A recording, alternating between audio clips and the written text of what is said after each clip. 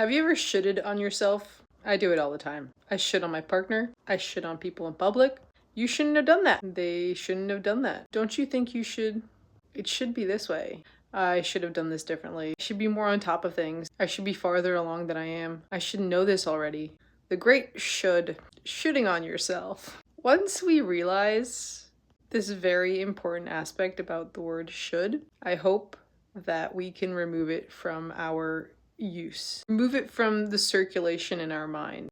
Remove it from our use of it to other people, to people in society, to our family members, to partners. Should is the greatest argument against reality. If reality happened one way, then why do we have a conversation with ourselves that it should have been different? It wasn't different. It was what it was. So why are we arguing against reality to something that didn't happen and doesn't exist? We're arguing pointlessly against what happened, thinking that it should have been something else. Long story short, it wasn't that. And that which was meant to be.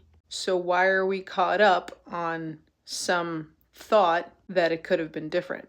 It wasn't different. It was what it was, and it was meant to be what it was. So spending time in considering how somebody should have done something differently, or how we should know something already, but if we don't, then we don't. So why are we arguing with ourselves that we should know something? I know it's a little confusing, but just practice that with yourself. Realize when you're using the word should.